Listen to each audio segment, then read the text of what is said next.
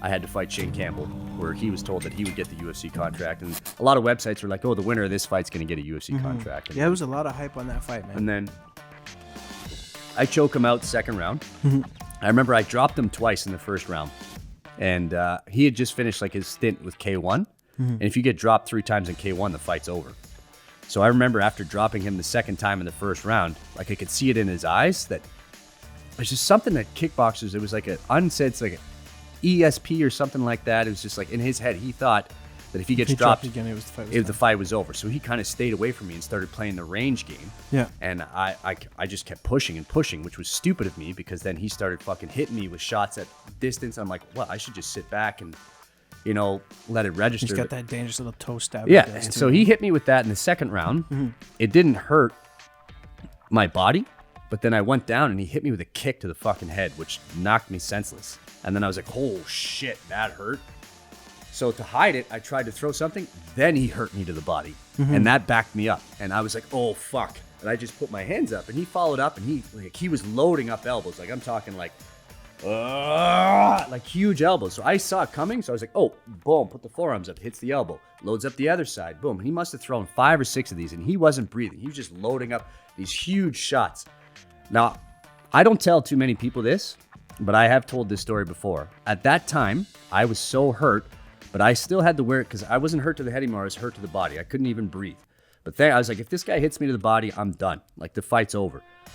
So he started laying down these elbows that were fucking hitting my arms. I'm like, fuck, this is hurting my arms. And then he grabs my head, throws down a knee. And I was like, fuck, this is hurting. In my head, I told myself, you know what, Jesse?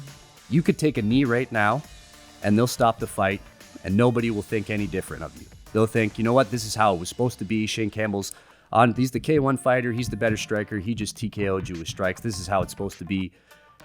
It's it. And it's like, you won't get that much hate from it because that's what everybody and everywhere said. Like, they said this is how it's going to work. Shane Campbell's going to murk Jesse Ronson on the feet because Jesse Ronson's ground game isn't as skilled because both of us didn't have ground skills at the time, but I knew I had wrestling and I had jiu-jitsu that were far better than his. So in my head, I was literally thinking this while he's hammering me with elbows and knees. And then I go, but if you do that, you're going to have to start all over again. You're literally You're thinking this here. as the fight's happening. As he's elbowing me and I'm hurt, I'm thinking this. And I'm like, but if you do this, you're going to have to start all over again. You're 27 years old. You might not have enough time to make it back on a win streak where you'll get signed to the UFC.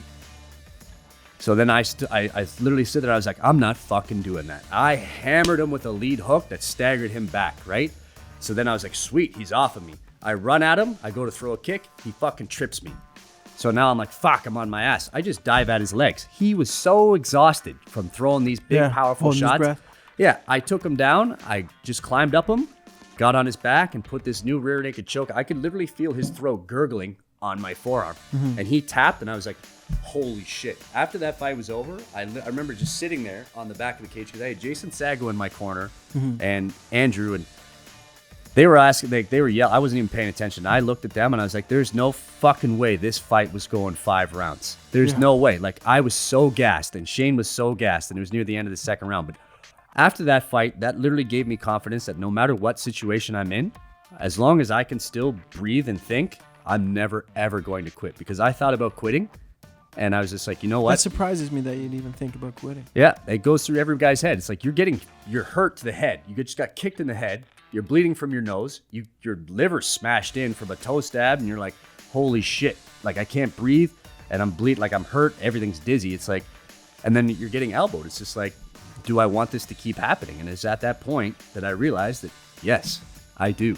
I want this to keep happening. I want this guy, maybe not this fight, the next one. I want this guy to fucking elbow me. I want somebody, I will go in there every time to see if somebody can put my lights out. Because I have never in my life been knocked unconscious. And that fight right there gave me, it's like, you can't teach heart. It's like, well, that showed heart. You can't, like, willpower and everything. It's like, that just propelled everything. From then on, I thought I was like, nobody's ever going to stop. It changed